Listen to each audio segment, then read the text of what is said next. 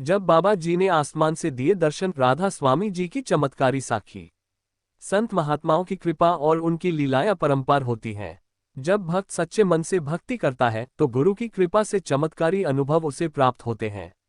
ऐसी ही एक अद्भुत और प्रेरणादायक साखी आज हम आपके साथ साझा कर रहे हैं, जिसमें राधा स्वामी सत्संग के पूजनीय बाबा जी ने अपने भक्तों को आसमान से दर्शन दिए और उनकी श्रद्धा को और भी दृढ़ कर दिया।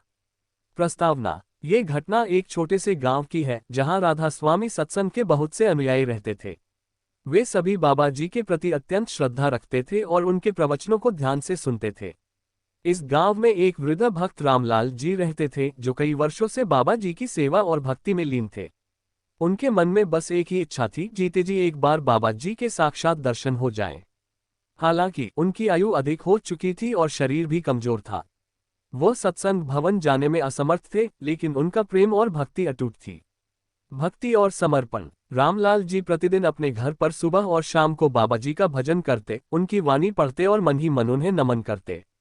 गांव के अन्य लोग सत्संग भवन जाकर प्रवचन सुनते, लेकिन रामलाल जी अपने घर पर ही ध्यान और सुमिरन में मग्न रहते। एक दिन गांव में खबर आई कि बाबा जी अगले महीने शहर में सत्संग करने आ रहे हैं। ये सुनकर गांव के सभी अनुयायी उत्साहित हो गए और यात्रा की योजना बनाने लगे। लेकिन रामलाल जी के लिए ये यात्रा करना संभव नहीं था। उन्होंने अपने मन में बाबा जी से प्रार्थना की, हे गुरुदेव, मैं अशक्त हूँ, यात्रा नहीं कर सकता, लेकिन मेरे मन में आपके दर्शन की तीव्र अभिलाषा है। कृपया कोई उपाय करें कि मैं आपके दर्शन कर सकूं। चमत्कारी घटना की शुरुआत: जिस दिन बाबा जी का सत्संग शहर में था, उस दिन गांव के अधिकांश अनुयायी शहर चले गए। केवल कुछ वृद्ध और असमर्थ लोग ही गांव में रह गए थे। रामलाल जी भी अपने घर पर ही थे, लेकिन उनका मन बाबा जी के विचारों में लीन था। दोपहर का समय था, आसमान बिल्कुल साफ था, हल्की ठंडी हवा बह रही थी। रामलाल जी अपनी चारपाई पर लेटे हुए धीरे धीरे सुमिरन कर रहे थे। अचानक उन्होंने एक दिव्य प्रकाश देखा। आसमान में हल्की लालिमा छा गई और देखते ही देखते एक अद्भुत दृश्य प्रकट हुआ। बाबा जी का दिव्य स्वरूप आसमान में प्रकट हुआ। उनके चेहरे पर सौम्य मुस्कान थी, सफेद वस्त्र धारण किए हुए थे और उनके चारों ओर एक दिव्य आभा मंडल था। रामलाल जी आश्चर्य से भर उठे। उनकी आंखों से आंसू बहने लगे। उन्होंने हाथ जोड़कर नमन किया और उनकी आत्मा आनंद से भर उठी। बाबा जी ने मधुर वाणी में कहा, रामलाल, तेरा प्रेम अटूट है और तेरा समर्पण सच्चा है। मैंने तेरी पुकार सुन ली है। भक्ति में कोई दूरी मायने नहीं रखती। जो सच्चे मन से पुकारता है, मैं उसे अवश्य दर्शन देता हूँ। गांव में सनसनी: रामलाल जी इस अद्भुत दर्शन से इतने भावविभोर हो गए कि उन्होंने पूरे गांव में यह बात बताई। पहले तो लोगों को विश्वास नहीं हुआ, लेकिन जब आसमान में कुछ और लोगों ने दिव्य प्रकाश देखा तो सब हैरान रह गए। गांव के कुछ बच्चों ने भी आसमान में चमकते प्रकाश को देखा और दौड़कर अपने घर वालों को बताया। देखते ही देखते पूरे गांव में यह बात फैल गई कि बाबा जी ने रामलाल जी को दर्शन दिए हैं। जब सत्संग से लौटकर गांव के अन्य अनुयायी आए तो उन्होंने भी इस चमत्कारी घटना को सुना और बाबा जी के महात्म्य को महसूस किया। संदेश और सीख: इस साखी से हमें ये शिक्षा मिलती है कि भक्ति और श्रद्धा में कोई बाधा नहीं होती।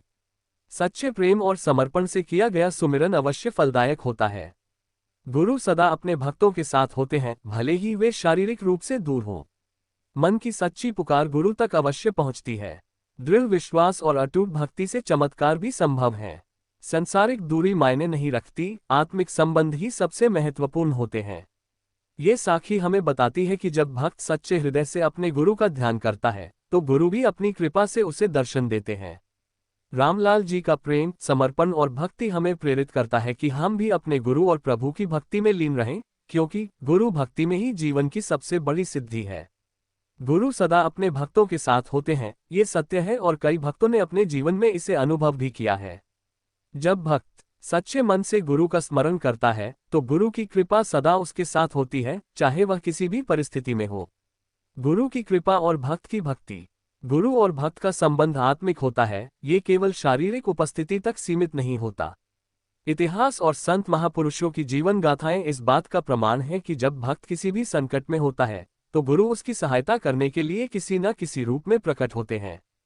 संतों की वाणी में गुरु का महत्व: संत कबीरदास जी कहते हैं, गुरु बिन ज्ञान न उपजै, गुरु बिन मिले न मोक्ष, गुरु बिन लखे न सत्य को, गुरु बिन मिटे न दोष। अर्थात बिना गुरु के ज्ञान की प्राप्ति नहीं होती, मोक्ष नहीं मिलता, सत्य की पहचान नहीं होती और न ही हमारे दोष मिटते हैं। इसलिए गुरु का साथ भक्त के लिए संपूर्ण जीवन में अत्यंत आवश्यक होता है। योजक चिन्ह, योजक चिन्ह, योजक चिन्ह। गुरु की उपस्थिति भौतिक नहीं, आत्मिक होती है। कई बार भक्त सोचते हैं कि जब गुरु हमारे पास नहीं है तब उनकी कृपा कैसे प्राप्त होगी। लेकिन वास्तविकता यह है कि गुरु केवल शरीर नहीं बल्कि एक दिव्य चेतना होते हैं। जब हम सच्चे मन से गुरु का ध्यान करते हैं, उनकी वाणी को सुनते हैं और उनके बताए हुए मार्ग पर चलते हैं, तब हमें अनुभव होता है कि वे हमारे साथ ही हैं। एक सच्ची घटना, गुरु की कृपा संकट में भी साथ। एक भक्त जिसका नाम मोहन था, बहुत ही कठिन परिस्थिति से गुजर रहा था। उसे नौकरी से निकाल दिया गया था, घर की आर्थिक स्थिति भी बहुत खराब थी। वह हर दिन प्रार्थना करता और गुरु महाराज का ध्यान करता। एक दिन जब वह बहुत निराश था तो उसने मन ही मन गुरु से कहा, गुरु जी, क्या आप सच में मेरे साथ हैं? मैं बहुत परेशान हूं और कोई रास्ता नहीं दिख रहा। तभी उसे अपने मन में एक आंतरिक आवाज सुनाई दी, धैर्य रख, सब ठीक हो जाएगा, मैं सदा तेरे साथ हूं।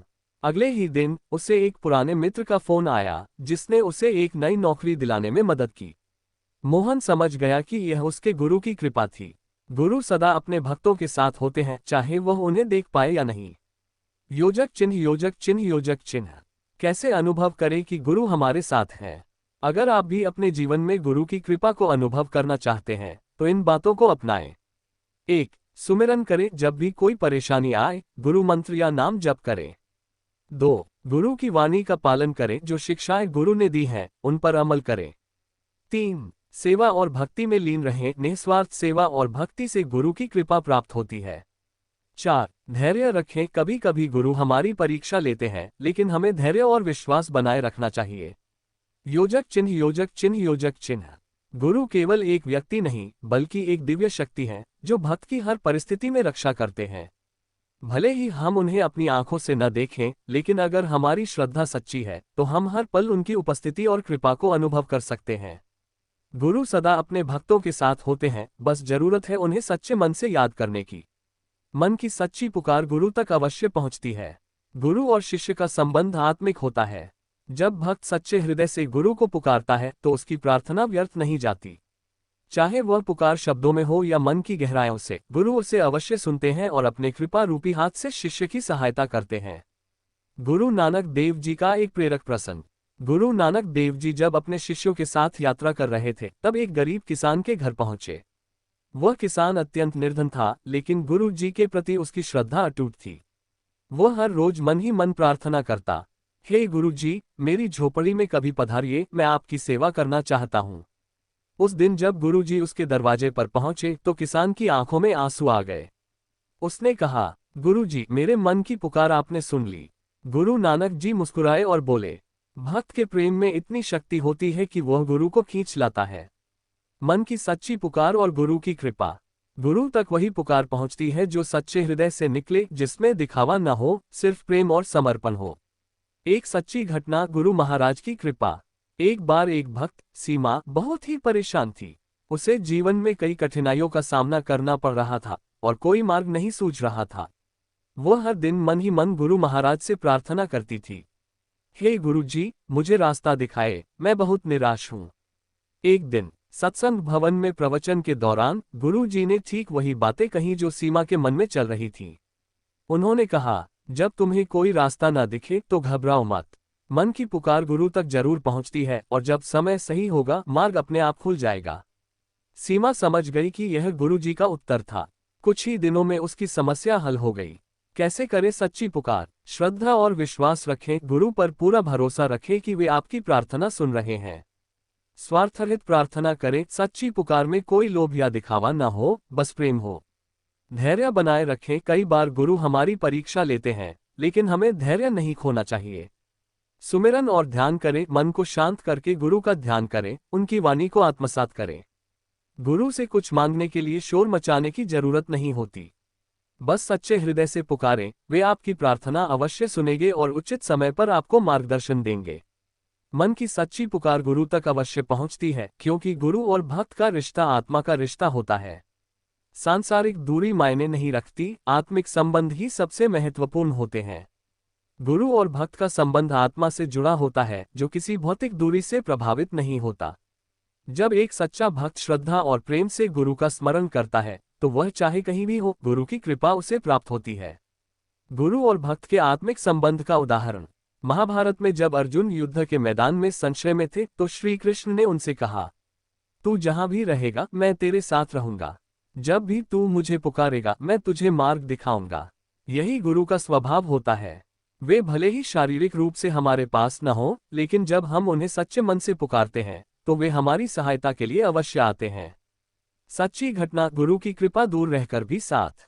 एक बार एक भक्त, जिसका नाम सुरेश था, विदेश में काम कर रहा था। वह अपने गुरु महाराज के सत्संग और दर्शन के लिए भारत नहीं आ सकता था, लेकिन उसकी भक्ति अटूट थी। वह प्रतिदिन गुरु महाराज की तस्वीर के सामने बैठकर ध्यान करता और मन ही मन उनसे मार्गदर्शन मांगता। एक दिन जब वह बहुत परेशान था, तो उसे स्वप्न में गुरु जी के दर्शन हुए। उन्होंने कहा, धैर्य रखो, मैं सदा तुम्हारे साथ हूँ। सुबह उठते ही उसे अपने अंदर एक नई ऊर्जा महसूस हुई और कुछ दिनों बाद उसकी समस्याएं स्वतः हल हो गईं। यह इस बात का प्रमाण है कि गुरु की कृपा के लिए भौतिक दूरी कोई मायने नहीं रखती, आत्मिक संबंध ही सबसे महत्वपूर्ण होता है। कैसे बनाए रखें गुरु से आत्मिक संबंध? गुरु का स्मरण करें, चाहे हम कहीं भी हों, अपने गुरु को हृदय में बसाए रखें। ध्यान और सुमिरन करें, नित्य ध्यान और भजन से आत्मिक संबंध मजबूत होता है। गुरु की शिक्षाओं पर चले, उनकी दी गई वाणी और उपदेशों को जीवन में अपनाएं। निश्चल प्रेम और श्रद्धा बनाए रखें, गुरु से प्रेम सांसारिक नहीं बल्कि आत्मिक होना चाहिए। निष्कर्ष, गुरु और भक्त का संबंध किसी स्थान, दूरी या समय से बंधा नहीं होता। गुरु हमेशा अपने भक्तों के साथ होते हैं, चाहे वे कितनी भी दूर क्यों न हो। जब प्रेम और श्रद्धा सच्ची हो, तो कोई भी दूरी गुरु की कृपा को रोक नहीं सकती। सांसारिक दूरी मायने नहीं रखती, आत्मिक संबंध ही सबसे महत्वपूर्ण होते हैं।